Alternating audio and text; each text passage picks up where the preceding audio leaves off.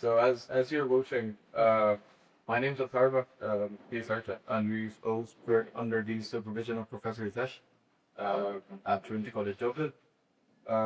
So while you're voting, I'll just um, uh, give an idea about the current digital elections and how they're conducted, uh, where there's some weak points which are really vulnerable.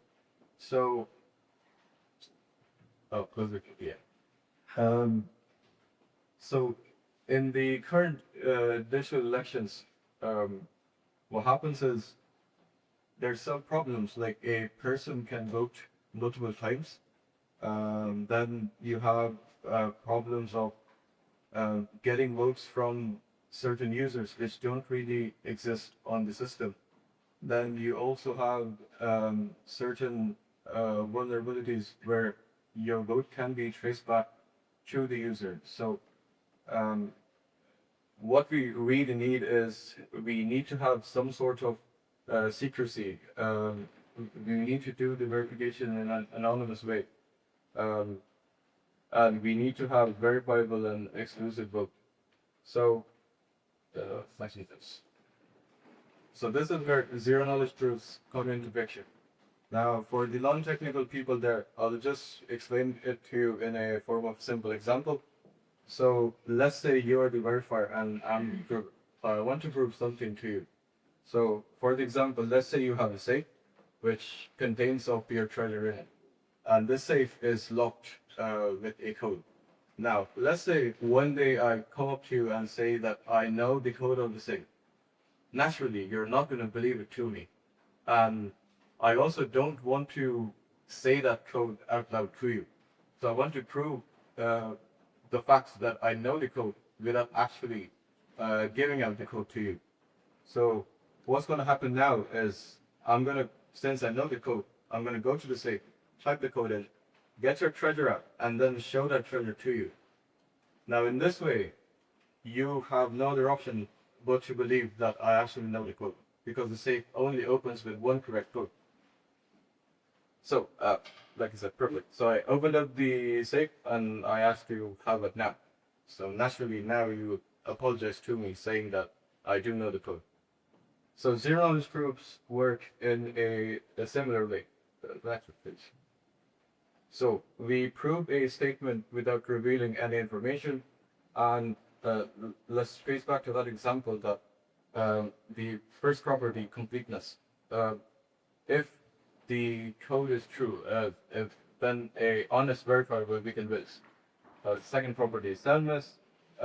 If the code is false, then no cheating provider can convince the verifier. And lastly, the zero knowledge. This means the verifier learns nothing except the validity of the proof. So there is a zk snark, which is zero knowledge succinct non-interactive arguments of knowledge. This is a kind of zero knowledge proof. This has the smallest proof size, approximately 200 bytes, and bar application is 192 bytes. They have fast verification. It only takes less than 10 seconds to verify a proof, and they are non-interactive, which means there's no interaction between the prover and the verifier.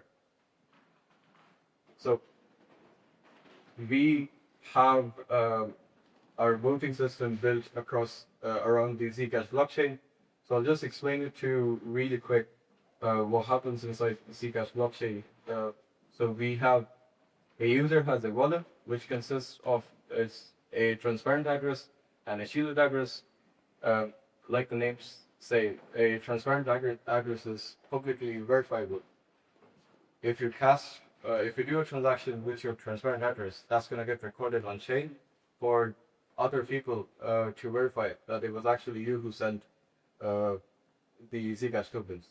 Then there's shielded addresses, which means the transaction stays confidential.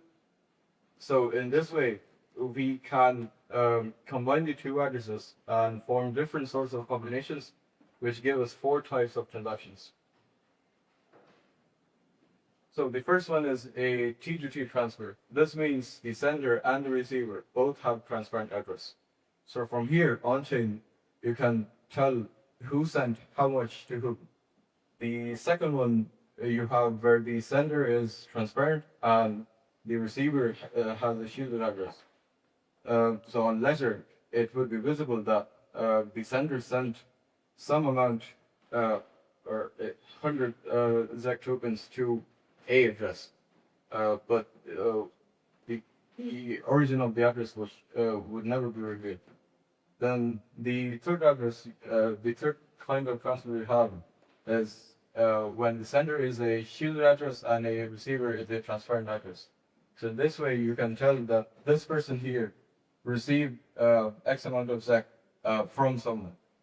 And lastly, you have the completely shielded transfer, which is a Z to Z transfer. This on-chain is visible that someone sent something to someone. They can still verify it, but none of the information will ever be revealed.